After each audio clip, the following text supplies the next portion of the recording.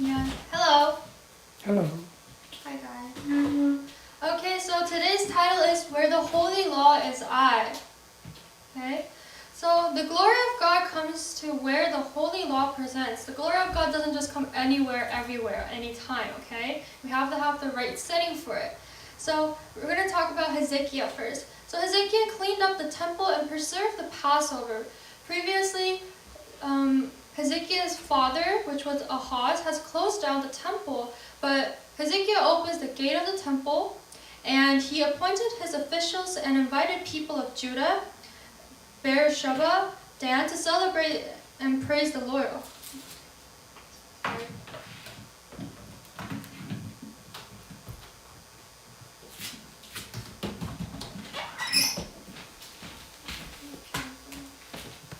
Okay, let me start again. So, Hezekiah opens the gate of the temple, and then he appoints his priests and Levites to clean up the temple. Then he offered a sacrifice at the altar with his officials and invited a bunch of people from Judah, Beersheba, and Dan to celebrate and praise the Lord, okay? The priests and the Levites who lost their holy duty repented and purified themselves to serve God's work, and the people of Judah and Israel returned to God by throwing out the idol altar and pagan incense altar away. So they threw everything away, they threw all their idols away, and they purified their hearts, okay?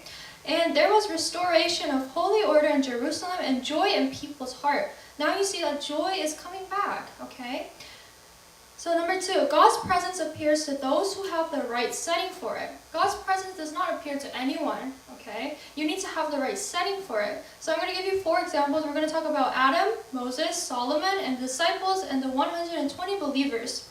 So first, about Adam. God created the whole universe for 6 days in the platform for a human being, and he made Adam, who shows the image of God. He shared his holiness, and he had close fellowship with him. So in this case, the setting has already been set up by God, so his glory could come anytime because God created the world, right? Number 2, Moses. Moses built up the tabernacles like God told him, and there was a holy fire sent from heaven when the priest offered the first sacrifice at the altar. Again, the setting is prepared to handle God's glory. And third is when Solomon built the temple and he decided to give out his first offering, the thick cloud, which represents God's presence, came in to the temple. So God's glorious presence is at the right place. And the disciples and 120 believers, they were praying for God's Holy Spirit. They were praying for something. And in Mark's upper room, and the flame of fire appeared and settled on each of them, and it gave birth to the church. So in these examples, we all see that they have a setting and a heart ready for God's glory. We ask God to give us glory, but do we really have the set for it? We don't. We're not ready to handle it. God can't give you his glory. God can't give you the fire of flame if you can't handle it, okay? So how do we prepare ourselves? How do we have the setting ready for his glory? So last week we learned that we have to take off our covetousness and put our heart in the fear of God, contentment, and Jesus Christ, who is supreme above all else. So the 3 ways to set your heart is repenting, obedience, and prayer, okay? So repentance. John the Baptist made people prepare their heart to receive Messiah by repenting their sins. Why was John preparing them? Because his goal was to ultimately prepare them for Jesus Christ. And in these verses it says, listen, it's the voice of someone shouting, clear the way through the wilderness for the Lord. Make a straight highway through the wasteland for our God. Fill in the valleys and level the mountain and hills. Straighten the curves and smooth out the rough places. Then the glory of the Lord will be revealed, and people will see it together. Okay. Number 2, obedience. Mary was a virgin. Jesus' mother. What's her name? Mary, okay? So there was a possibility to be broken engagement, and it could cause her to be stoned. So back in this time, if you were to have a baby before you were married, you get stoned to death because that's considered a sin. But Mary was pregnant with Jesus before she got married to Joseph, right? But the angel appeared in Mary's dream, okay? And the angel told her, that this is God's child, right? And she obeyed. She obeyed and she decided to keep the baby. And through Mary, Jesus Christ was born. Sometimes God works through our lives without our consent. Sometimes God works through our life without us being ready. But we have to have the ability to say, yes, Lord, I'm your servant. I will listen to you. I will follow what you're saying to me right now. Okay, we need to have the ability for that. Number 3, prayer makes the promise fulfilled. When Jesus resurrected from the dead and rose to heaven, he told the disciples to remain in Jerusalem and receive what God had promised them. So the disciples and the 120 believers met together and constantly united in prayer for 10 days. Then they experienced God's glory by receiving the Holy Spirit who was promised by God. So when I conclude this message, I would like to say, when we have a baby, let's say we have another little sister or brother, we can't just wait for the baby to come. We have to prepare. We have to get the baby's clothes, the baby's bed, the baby's everything. We have to be prepared. And just like that, we need to prepare our hearts for God's glory to come in. Okay? When our hearts is prepared, God's glory will come in. It will come in many different ways. But how do we prepare ourselves? We need to repent. We need to prepare our hearts, okay? And we also need to obey to God, okay? Just like Mary did. And we also need to pray until the promise is fulfilled, okay? Amen.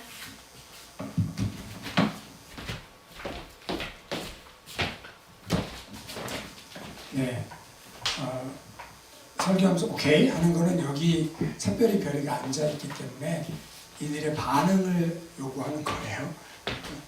오케이 하는 게 혹시 거슬리시는 분은 그래서 그렇구나 이렇게 이해해 주시면 되겠고, 오케이 뭐 안 하고도 할 수 있는 방법도 한번 연구해 보면 좋을 것 같습니다. 자, 아무튼 아이들이 그 귀에 그냥 쏙쏙 들어올 수 있게 영어로 이렇게 설교하니까 이 부분은 항상 저희가 필요한 분들에게 함께 나누면 참 좋겠습니다. 방금 전에 은별이가 맨 마지막에 했던 말은 우리 집에 해당하는 얘기는 아니에요. 예. 우리 집에 뭐 또 동생이 태어나서 뭘 준비하고 그건 아닙니다. 근데 자, 예를 들면 에이든이 태어날 때, 또 티모티가 태어날 때 어떻게 했습니까? 아이가 태어나기 전에 뭘 하냐면 애기 침대도 준비해 놓고요, 스윙도 준비해 놓고요, 그 다음에 이렇게 차에다가 걸 거 애들 인형도 준비해 놓고 내복도 준비하고 조그만 신발만, 처음에 애들 신발 사면 막 요만한 거 있잖아요. 그런 신발 사놓고 언제 우리가 애기 태어나지 막 이렇게 기다리잖아요. 자, 여러분, 우리가 예수님을 마음속에 모시기 위해서는 아무런 준비가 되어 있지 않은데 그냥 예수님이 쑥 우리 마음속에 들어오시는 게 아니라 사실은 우리가 그 하나님의 영광을 대면할 준비를 해야 되는 겁니다. 그래서 지난주에는 우리가 무슨 말씀을 나눴냐면 우리 안에 이 covetousness, 탐심이 있단 말이에요. 우리 안에 이 탐심을 뽑아내지 않으면 주변에 적들이 있을 때는 외부로 책임을 돌릴 수 있을 때는 괜찮아요. 나한테 별로 피해가 없는 것 같습니다. 그러나 외부의 적들이 잠잠해지고 내 안에 숨어있던 이 탐심이 일어나게 되면 아무도 모르게 내 안이 망가지는 거예요. 그래서 이 탐심이 나를 망치고, 탐심이 다윗을 망쳤고, 탐심이 아담과 하와를 망쳤고, 다 망치게 되는 거죠. 그래서 탐심을 품고 있으면 마지막에는 그 탐심 때문에 무너진 마귀와 똑같은 심판을 받게 된다고 우리 지난주에 말씀을 나누었습니다. 그렇다면 지난주의 말씀을 탐심을 빼내고 그 자리에 우리가 뭘로 채워야 될까? 지난주에는 3가지 말씀드렸습니다. 하나님 경외하는 마음, 탐심 말고 자족하는 마음, 그리고 최고의 가치, 예수 그리스도가 이미 내 안에 계시다는 그 마음을 가지고 살자, 이렇게 말씀을 드렸습니다. 이번 주에 우리가 이제 히스기야의 성전 회복과 그리고 6월절 회복에 대해서 역대하 말씀을 계속 말씀을 나누면서 살펴보았습니다. 사실은 그 역대하 말씀을 살펴보면서 또 존 비비어의 책 하나님을 경외하는 그 마음에 대해서 읽으면서 제 안에 새롭게 좀 발견한 게 있습니다. 그건 뭐냐면 이건 잠비비아가 발견한 거예요. 어느 집회에 대형 집회에 강사로 부름받고 이제 기도하고 있는데 하나님이 거기에서 전할 메시지를 순간적으로 팍팍 보여주신 거죠.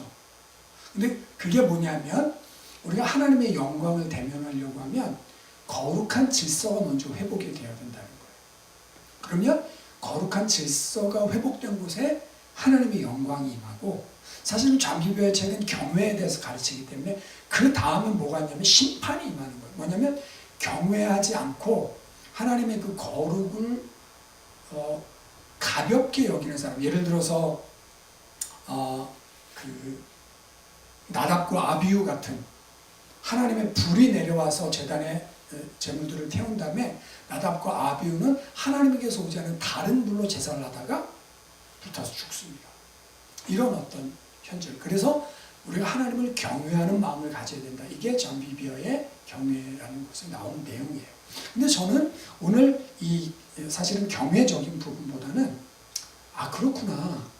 우리가 하나님의 영광을 대면하려고 하면 반드시 우리 안에 거룩한 질서가 먼저 회복이 되어야 되겠구나 라는 것들을 좀 보게 되었습니다. 그래서 우리가 살펴봤던 히스기야의 이야기와 그 다음에 신구약을 거쳐서 하나님의 성전이 우리 마음에 이루어지는 이야기들을 먼저 함께 나누려고 합니다. 자, 히스기야가 역대하 29장 말씀을 보니까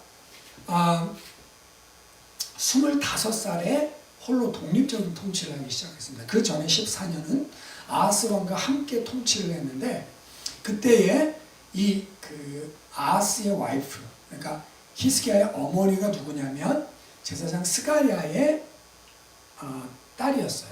그러니까 외할아버지 제사장 스가랴, 경건한 어머니를 통해서 이 아버지가 잘못하는 정치를 할 때마다 성전의 문을 닫아버리죠. 성전의 기구를 가져다가 우상 숭배하는 데 쓰죠. 예루살렘 전역에다가 이 제단 만들어 놓고 아무 데서나 우상 숭배하게 하죠. 그러니까 아하스가 굉장히 악한 왕이었단 말이에요. 그러니까 아하스가 이스라엘을 망쳐버리고 있을 때 그 외할아버지와 어머니는 히스기야를 무릎에 앉혀놓고, 아들아, 지금 잘 봐야 된다. 이 나라가 어떤 형국으로 가고 있는지 보고 너는 이렇게 하면 안 돼. 라고 하나님의 말씀으로 히스기야를 양육한 거죠. 자, 그래서 그가 4세부터 하여튼 11년 정도를 공동 통치를 하게 됩니다. 아버지와 명목상이지만 아버지가 이제 다 하는 거였겠죠. 그러다가 25살에 첫 왕이 되고 나서 스스로 독립적인 통치를 하게 되면서 첫 달 첫 해에 뭘 했냐면 성전을 회복하는 일을 했습니다. 그래서 성전의 문을 열고 제사장과 레위인들을 불러 모았습니다. 그리고 이 성전을 깨끗하게 하는 일을 했어요. 그래서 8일 만에 그 안에 더러운 것들 다 빼내고 없는 기구들 만들고 성전 입구까지 이루고 16일 만에 성전을 정화시키는 일을 했습니다. 성전을 깨끗하게 하고 나서 관리들을 다 불러 모았습니다. 그리고 그들과 함께 그동안 유다가 지었던 죄에 대해서 이 속죄제를 하나님께 올려드리죠. 속죄제를 하나님께 올려드린 다음에 온 백성들을 불러 모아서 함께 찬양하고 예배하면서, 그래서 보통 성전에는 제사만 있었단 말이에요. 근데 다윗의 장막에는 뭐가 있었냐면, 다윗은 해두둔, 해만 여두둔 이런 어떤 레위인들을 택해서 노래를 계속 했단 말이에요. 하나님 찬양이 계속 올라갔어요. 그런데 히스기야 때는 이 제사와 함께 이 찬양이 함께 회복이 됐습니다. 그래서 온 백성들이 모여서 예배하면서 그들의 마음에 예배가 회복되고 즐거움이 회복된 것입니다. 자, 그리고 나서 첫째 달에 그렇게 성전을 깨끗하게 하고, 둘째 달에는 뭘 했냐면, 원래 첫째 달에 이스라엘의 1월 1일 정월은 사실 6월절 절기를 지키는 날입니다. 그런데 둘째 달에 6월절 절기를 지키는, 좀 늦었지만 이스라엘은 이미 아시리아의 침략을 받고 나라 주권을 상실했습니다. 그러니까 히스기야 때부터는 남유다만 지금 남아있는 거예요. 이스라엘은 멸망당한 상태입니다. 그런데 유다뿐만 아니라 이스라엘까지 전가를 보내서 우리가 여호와께 절기를 지키자, 유월절을 지키자라고 사람들을 초대했어요. 그래서 경건한 사람들이 위에서 내려오고 사방에서 모여들었습니다. 그래서 그 모여든 사람들이 뭘 했냐면 그동안 이 유다 곳곳에 세워져 있던 우상 제단들, 그 다음에 향 피우던 향단들을 다 모아가지고 쓰레기 버리는 그 기드론 골짜기에 버리게 됩니다. 그리고 나서 유월절 제사를 드리는데 이 유월절 제사는 말하자면 그 정결하게 된 사람이 제물을 잡아야 되는데 먼 데서부터 오면서 정결하게 하지 못한 사람들은 레위인들이 대신 잡았습니다. 특별히 사방으로부터 모여든 제사장과 레위인들이 있었는데 이 사람들은 아마 아하스 통치 때 또는 위에 북이스라엘의 통치 때 제사장의 역할을 감당하지 못하고 아마도 세속적인 삶을 살았던, 사명을 잊고 세속적인 삶을 살았던 그런 제사장과 레위인들일 거예요. 근데 이들이 이 백성들이 열심히 내는 모습을 보면서 히스기야가 하나님 앞에 성전을 청결하게 하고 절기를 지키는 이 모습을 보고 자기들이 너무 부끄러웠습니다. 그래서 자신들을 성결케 한 다음에 자기들의 봉사의 직분을 감당합니다. 그래서 거기에서 속죄제도 올라가고 화목제도 올라가고 이런 제사가 계속 올라가게 되는 거예요. 그리고 이 레위인들이 함께 찬양을 올려드리니까 그 성에 있던 사람들, 이스라엘에서 온 사람들, 그 성에 있던 외국인들, 이스라엘에서 나온 외국 온 사람들이 왕과 관리와 백성들이 다 기쁨을 회복하게 되는 거예요. 말하자면 예루살렘이 다시 하나님의 영광이 머무는 하나님의 성읍이 되게 된 줄 믿습니다. 여러분, 이 영적인 부흥이 어떻게 일어났습니까? 먼저는 히스기야의 마음 속에 외할아버지 스가랴와 어머니, 경건한 어머니를 통해서 그 마음 속에 하나님의 법이 서간 거예요. 그리고 왕이 된 첫째 그 날부터 성전을 청결케 하고 성전에서 더러운 걸 제하고 잃어버린 물건들 다 다시 만들고 그래서 성전에서 제사가 올라가고 레위인들 불러서 레위인들의 잃어버렸던 그 사명감들을 다 다시 되찾고 그들이 직무를 감당하면서 그 백성들을 거룩하게 하고 거기서 찬양과 예배가 올라가면서 하나님의 영광이 머무는 성읍이 되게 된 줄 믿습니다. 여러분, 하나님의 영광이 나타나려고 하면 먼저 거룩한 질서가 세워져야 되는 거예요. 우리는 어떤가요?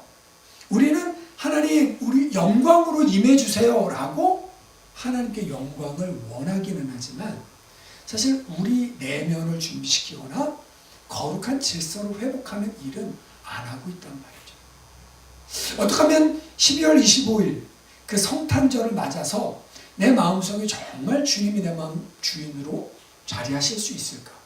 어떻게 하면 올해는 빈방 없어요. 예수님 저기 마구간에 가세요. 이렇게 하지 않고 예수님 내 마음의 한 자리 가장 귀한 그 자리 주셔서 다스리소서 주님만 나의 영광 할 수 있을까요?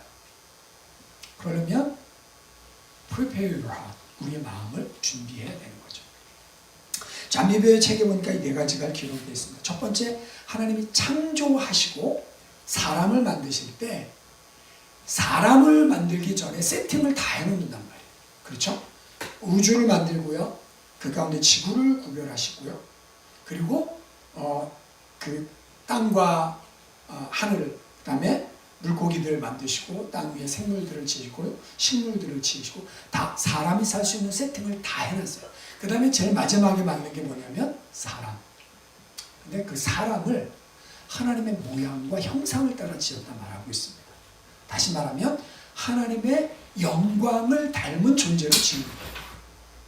그러니까 하나님의 영광을 닮은 그 사람이 활동하기 전에 하나님은 천지 창조와 함께 사람이 거할 수 있는 모든 세팅들을 다 이루어 놓은 다음에 사람을 지으신 거예요. 마치 아이가 태어나기 전에 모든 것들을 다 준비해놓고 침대도 스윙도 인형도 내복도 신발도 다 준비해놓고 아이를 맞이한 것처럼 그렇게 천지창조를 통해 하나님의 형상을 닮은 사람의 영광이 나타나게 의도하셨습니다. 두 번째, 모세에게 성막을 만들라고 하셨습니다.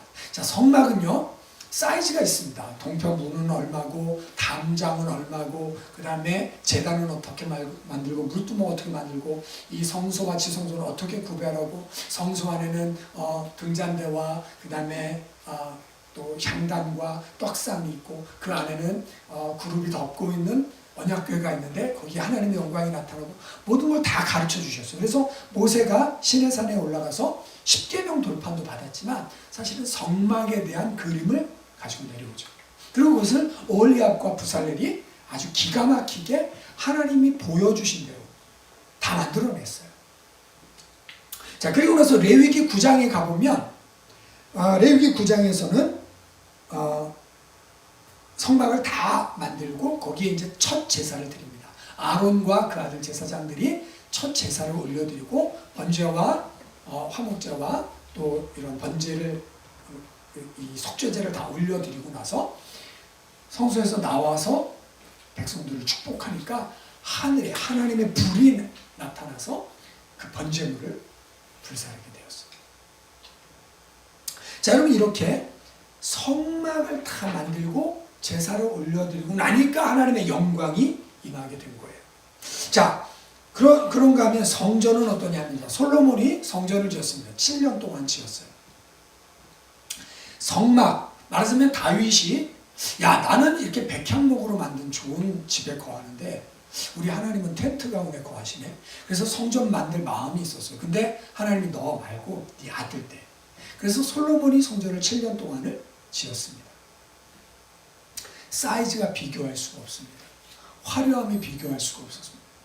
그래서 그 성전을 만들고 그 성전 봉헌식을 하나님께 올려드리는 거예요. 성전 봉헌식을 올려드리고 제사장들이 그 성전에서 하나님을 섬기는데 그때는 하나님이 빽빽한 구름으로 임하셨습니다. 뭐 불이나 아니면 구름이나 이런 건 하나님의 임재를 상징하잖아요. 빽빽한 구름으로 인해서 제사장들이 더 이상 거기서 서서 섬길 수가 없었던 거예요. 온 백성들이 보는 가운데 하나님의 영광이, 이런 걸 보통 manifestation, 하나님의 영광이 현현했다라고 표현합니다. 하나님의 영광이 나타나게 되면서 하나님이 성전을 받으시게 된 거죠. 자, 여러분 그런가 하면 교회도 역시 그렇습니다. 교회는 오늘 우리가 읽은 이 사도행전 말씀처럼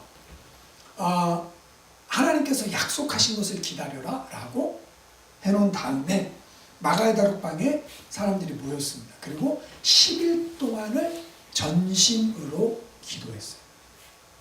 기도하고 나서 오순절이 됐을 때 성령의 불이 내려오면서 이 사람들이 방언을 받게 되고요. 또 급하고 강한 바람 같은 소리가 들렸고요. 그래서 이들이 하는 방언은 다른 사람들이 다 이 15개국 이상에서 모여든 사람들이 알아들을 수 있는 방언으로 말하는 하나님의 큰 일을 말하는 놀라운 역사가 나타났습니다. 그러니까 마가의 다락방에 성령의 불이 임한 것도 역시 열흘 동안에 우리 안에 그 성도들 안에 거룩한 질서가 회복이 된 거예요. 하나님께서 가라 해라 했더니 아멘 하고 순종했고 몇 날인지를 모르는데 아무튼 전심으로 기도한 지 열흘 만에 하나님의 영광이 임하게 된 것이죠. 여러분, 하나님의 영광을 원하시나요? 하나님의 영광을 원하신다면 이번 크리스마스 때 정말 기억에 남는 하나님과의 동행이 되길 원한다면 우리의 마음이 준비되어야 될 줄 믿습니다. 아멘. 저는 오늘 세 가지의 준비를 마음속에 했으면 좋겠다. 첫 번째, 회개. 두 번째, 순종. 세 번째, 기도. 순서대로 말씀드리도록 하겠습니다. 자, 예수님이 사역하시기 전에 등장한 사람이 있습니다. 누구? 네, John the Baptist. 세례 요한이 회개의 세례를 베풀면서 메시아께서 오실 길을 예비했습니다. 근데 그것을 오늘 우리가 암송 구절로 함께 읽은 이사야서 40장 3절에서 5절까지는 이렇게 말하고 있습니다. 외치는 자의 소리여. 자, 세례 요한이 자신을 뭐라 그랬죠? 너는 누구냐? 네가 그리스도냐? 라고 물어봐. 아니 나는 광야에서 외치는 자의 소리야. 이렇게 표현했어요. 자, 외치는 자의 소리가 이르되 너희는 광야에서 여호와의 길을 예비하라. 사막에서 우리 하나님의 대로를 평탄하게 해라. 골짜기마다 도두어지고 산마다 언덕마다 낮아지며 고르지 아니한 곳이 평탄하게 되며 험한 곳이 평지가 될지어다. 여호와의 영광이 나타나고 모든 육체가 그것을 함께 보리라. 아멘. 아멘. 자, 여호와의 영광이 나타난다 그랬어요. 모든 육체가 그것을 함께 본다 그랬습니다. 근데 그 전에 뭘 해야 돼요? 평탄하게 하는 작업. 그 여호와의 길을 예비해서 말하자면 평탄 작업을 해야 거기로 왕의 대로로 왕이 오시는 거예요.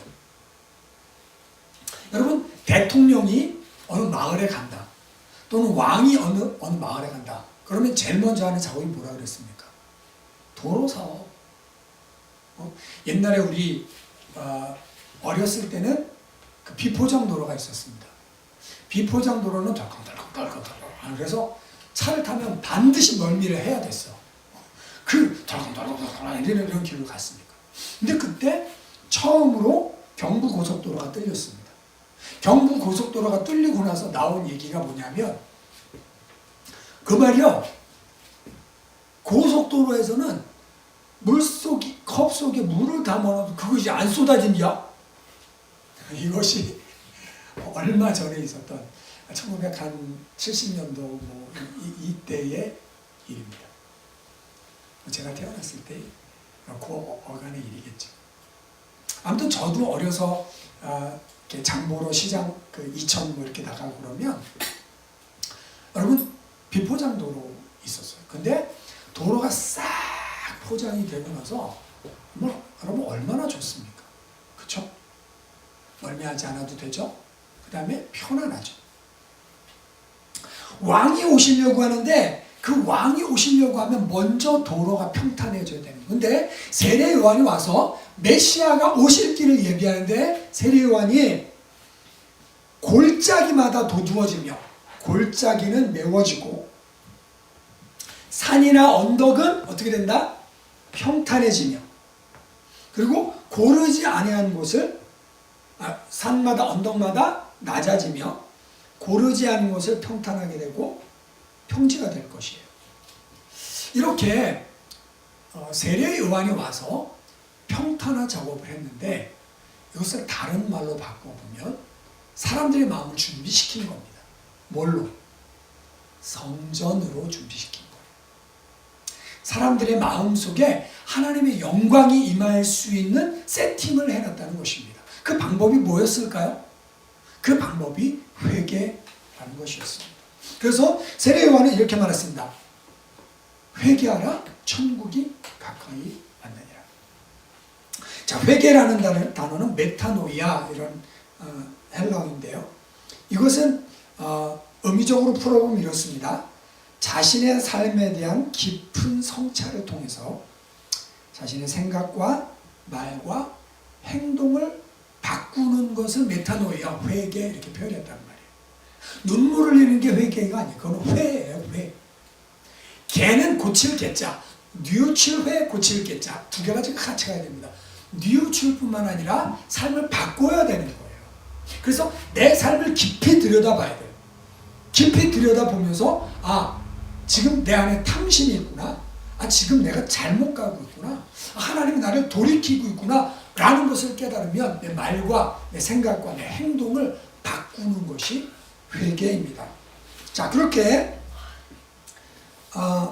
세례 요한이 예수님을 맞을 준비를 시켰습니다. 마태복음 3장 11절 보니까 나는 너희로 회개하기 위하여 물로 세례를 베풀거니와 내 뒤에 오시는 이는 나보다 능력이 많으시니 나는 그의 신을 들기도 감당하지 못하겠노라.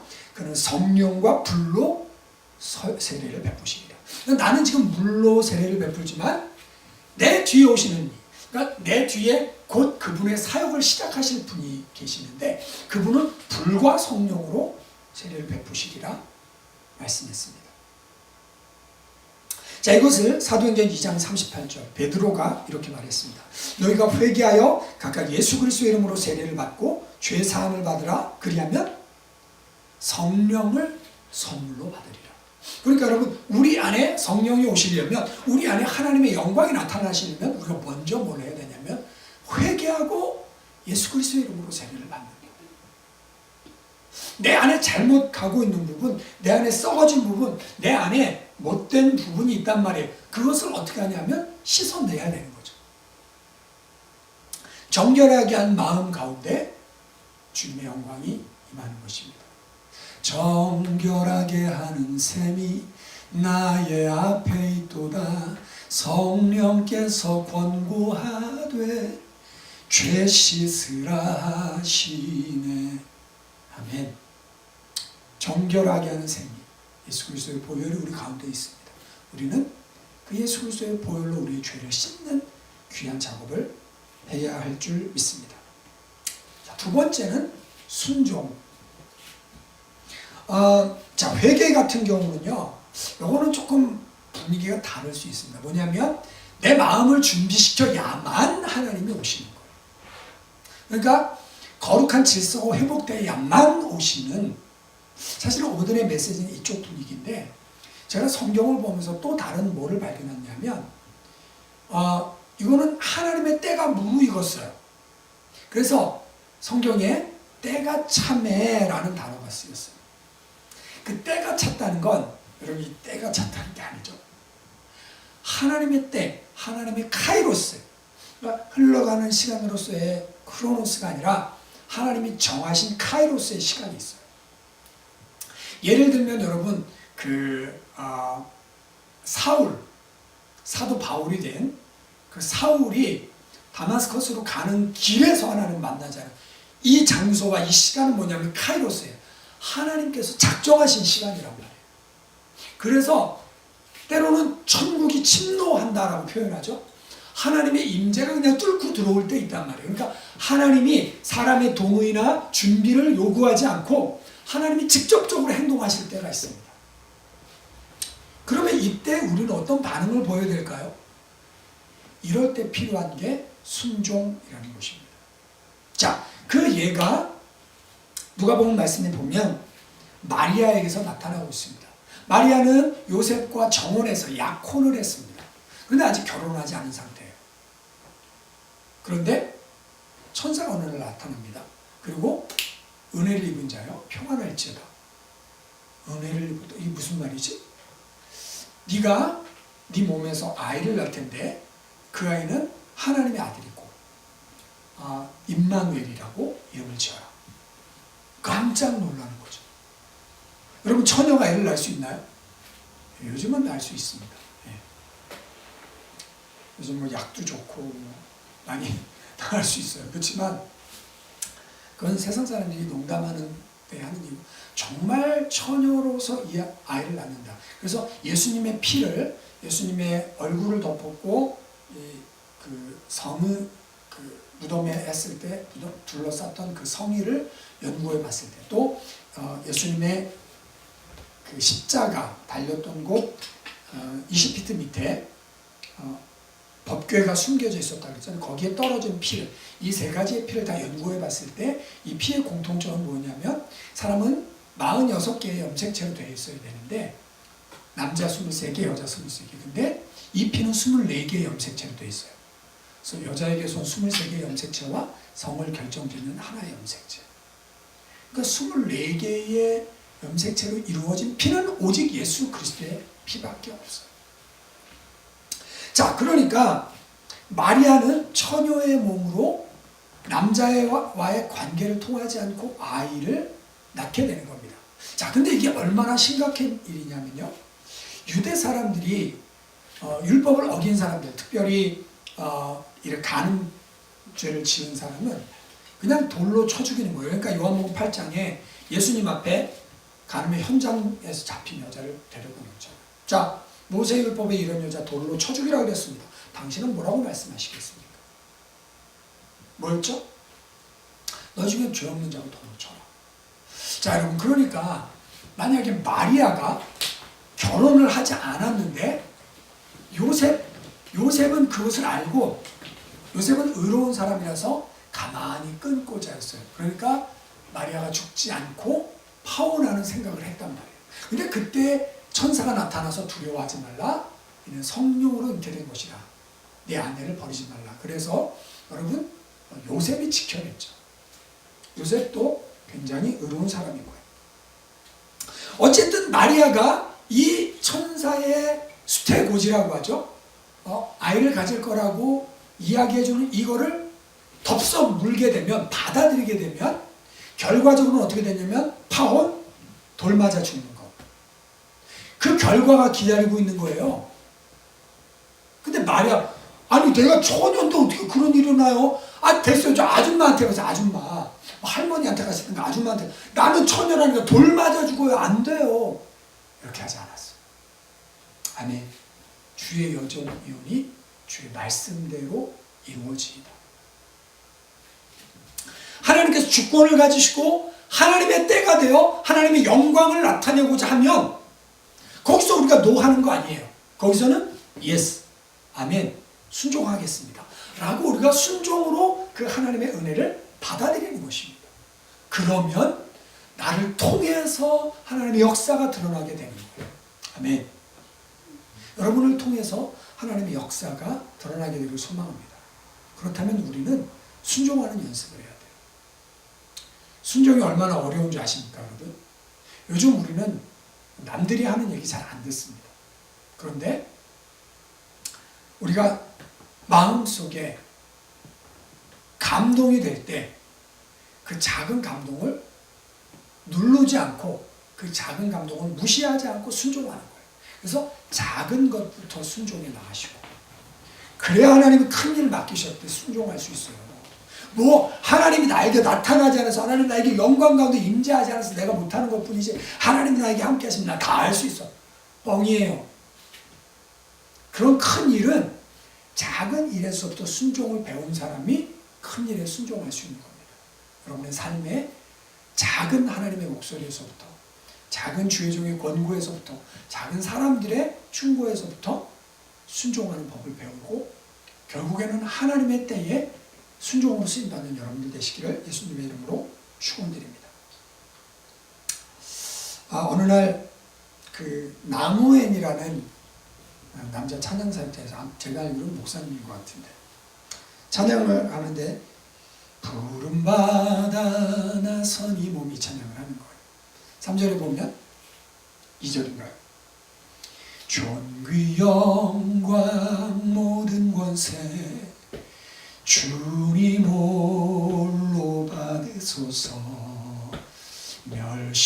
멸시천대 십자가는 죄가 지고 가오리다 하는 부분이 나와요.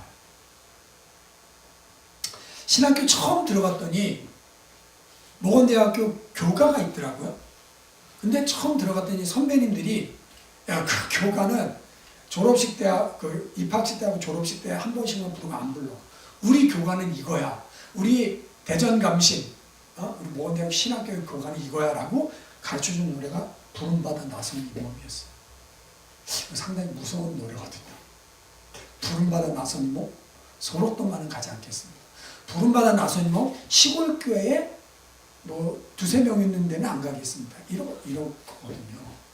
그러니까 부름받아 나선 이 몸 어디든지 가겠습니다. 무서운 노래인데 우리는 이거를 뭐 10,000번인가를 불러야 졸업을 한다 그랬어요. 그러니까 계속해서 우리는 뭐 뭔지도 모르고 그냥 부름받아 나선 이 몸 어디든지 가 이렇게 했단 말이에요.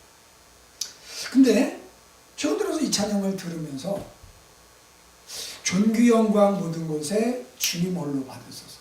멸시천대 십자가는 제가 지고 가오리다. 그러지 않더라고요. 내 마음을 가만히 들여다보니까 존귀 영광 모든 권세는 내가 받고 싶어. 편하게 살고 싶고 대접받고 싶고 인정받고 싶은 건 나야. 멸시천대 십자가는 예수님 계속 지세요. 예수님 십자가도 졌잖아요. 예수님은 경험이 있으시잖아요. 저는 몇시천대 십자가 지면 죽을지 몰라요. 예수님 떠나지만. 그러니까 저는 존귀 영광 모든 권세만 받을게요. 몇시천대 십자가는 예수님이 지세요. 여러분 마음속 깊이 들여다보니까 그 생각하고 있더라니까요. 그래서 영어로는 no cross, no crown. 십자가가 없이는 영광도 없단 말이에요. 근데 우리는 십자가 없는 영광만을 구하고 있습니다. 우리는 우리의 마음의 거룩한 질서가 회복이 돼야 하나님의 영광이 임하실 수 있는데 우리 안에 거룩한 질서를 회복하는 것에는 관심이 없어. 어떻게 하면 하나님 내 사업이 잘 될까요? 어떻게 하면 내가 좋은 사람을 만날까요? 어떻게 하면 내가 취업을 잘할까요? 어떻게 하면 내가 돈을 좀 더 벌까요? 어떻게 하면 내가 좀 더 편안한 곳에, 어떻게 하면 남들이 좀 인정하는 곳에 서게 될까요? 우리는 다 존귀, 영광, 모든 권세 하나님 주세요 라고 간구하고 있고 몇시천대 십자가 그거 다 예수님 가지세요 라고 하고 있단 말이죠. 여러분 우리에게 필요한 것이 무엇입니까? 몇시천대 십자가 아야 너가 거시기 허여갔다. 그러면 예, 제가 거시기 허여지라 라고 받아들이는 거예요. 존귀 영광 모든 권세만 탐하는 십자가 없는 영광만 구하는 사람이 아니라 하나님이 말씀하실 때 하나님 명령하실 때 그게 혹시 몇시천대 십자가라도 억셉트할 수 있는 순종의 사람이 되시기를 예수님의 이름으로 축원드립니다. 마지막으로 우리 안에 세팅되어야 되는 거룩한 질서, 기도입니다. 기도. 자, 이 기도라는 것은요, 오늘 우리가 읽은 성경 본문 사도행전 말씀 1장, 그 다음에 사도행전 2장의 말씀들을 살펴봤습니다. 자, 예수님께서 부활하셨어요. 사망의 권세를 깨뜨리고 친히 이 땅 가운데 나타나셔서 확실한 증거로 친히 살아계심을 나타나셨어요. 그래서 세상 모든 사람이 믿을 만한 확실한 증거를 이 땅 가운데 주고 올라가셨단 말이에요. 그러니까 하나님이신 그분이 육신을 입고 이 땅에 내려오셨어요. 그게 성탄입니다. 그게 예수님의 강림이에요. 예수님의 초림입니다. 이 땅 가운데 살면서 6월절 어린 양이 되셔서 우리 죄를 위해서 우리 죄를 정리하셨습니다. 십자가에서 죽으셨어요. 그래서 죄에 대해서 그 피값으로 값을 치르셨습니다. 그리고 죽은 지 사흘 만에 죽은 자 가운데서 다시 일어나시면서 사단의 모든 권세를 다 깨뜨리고 가셨단 말이에요. 그리고 우리에게 우리 모털발이 이 죽을 몸에 붙들려서 죽음에 매여 정노릇하고 있는 우리를 건져주시고 하나님 우편에 가서 지금은 이 구원 사역은 다 완성하시고 하나님 우편에 가서 중보 사역하고 계신 분이 예수님이세요. 근데 예수님이 하늘로 올라가실 때 승천하실 때에 제자들에게 부탁하신 것이 오늘 4절 말씀입니다. 그때 사도와 함께 모이사 그들에게 분도하여 이르시되 예루살렘을 떠나지 말고 내게서 들은 바 아버지께서 약속하신 것을 기다리라. 요한은 물로 세례를 베풀었으나 너희는 몇 날이 못 되어 성령으로 세례를 받으리라. 아멘. 자, 이거를 누가복음 24장에는 뭐라고 표현하고 있느냐면 Stay here in this city until the Holy Spirit comes and fill you with power from heaven. 그러니까 Stay here in this city. 예루살렘을 떠나지 마. 왜냐하면 예수님이 돌아가셨기 때문에 목자르처 때문에 양이 흩어질 수밖에 없는 거죠. 그런데 흩어지지 말고 내가 부활했으니까 그리고 내가 하나님께서 약속하신 그 성령을 보낼 테니까 너는 이 성에 머물면서 기도해라 라고 말씀하신 거예요. 그래서 제자들이 마가의 다락방에 모였습니다. 그리고 예수님이 말씀하신 대로 기도하는데 성경은 그것을 1장 14절에 보니까 사도행전 마음을 같이하여 오로지 기도에 힘쓰더라. 옛날 번역에는 전혀 기도에 힘쓰더라. 그러니까 오로지 기도하는 일만 했던 거예요. 며칠 동안? 10일 동안.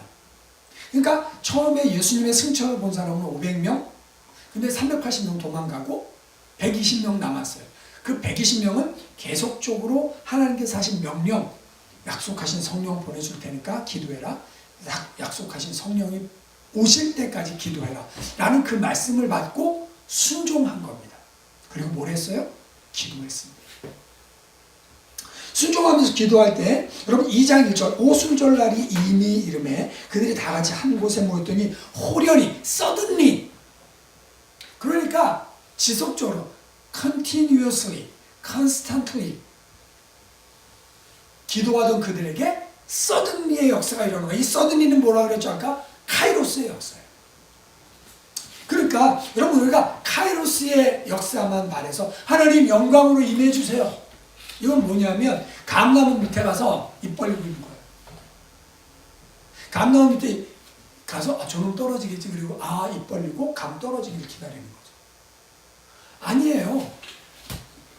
constantly, continuously 일하는 사람은 감나무도 흔들어보고 작대기도 흔들어보고 여러분 그겁니다.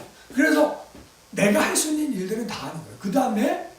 그 다음에도 남아있는 건 하나님의 때를 기다리는 거예요. 여러분 기도하는 일은 뭐냐면 아버지께서 약속하신 것을 기다려라. 그리고 2장에는 오순절날에 성령의 불이 임했단 말이에요. 그러니까 약속하신 것이 이루어질 때까지 뭘 해야 되는 거예요? 기도하고 있어야 되는 것이죠. 그래서 기도가 우리의 삶에 중요한 것입니다. 말하자면 겸손을 통해서 말하자면 회개를 통해서 우리의 마음을 성전으로 만들어 놓고 하나님이 말씀하시면 언제든 순종할 준비를 하고 계속적으로 기도하는 사람에게 하나님의 영광이 매니페스테이션, 영광이 나타나게 되는 것인 줄 믿으시길 바랍니다. 여러분, 우리는 어떻게 지내고 있습니까? 그 하나님의 영광을 맞을 준비를 하고 있나요? 또 뭐 바쁘게 살다 보면 또 뭐 어떻게 12월이네. 뭐 크리스마스 지나가겠네. 뭐 코로나 때문에 모이지도 못하겠네. 이러다가 아무 감동도 없이 우리도 지나가는 게 아니라 주님 제 마음속에 오세요. 주님 제 마음속에 하나님의 영광을 나타내 주세요. 세상 사람들이 번쩍이는 라이트에 선물에 술에 사람들과의 모임에 관심 쓰고 있을 때 저는 하나님이 제 마음에 임하실 세팅을 합니다. 주님, 주님의 영광으로 임재하여 주시옵소서. 기도하는 저와 여러분이 되셔서 그 은혜가 마음에 나타나고 그 은혜가 말에 나타나고 그 은혜가 생각에 나타나고 삶에 나타남으로 말미암아 여러분의 삶이 정말 돌이켜진 뒤바뀌어진 삶, 행복한 삶이 되어지시기를 예수님의 이름으로 축원드립니다. 기도드리겠습니다.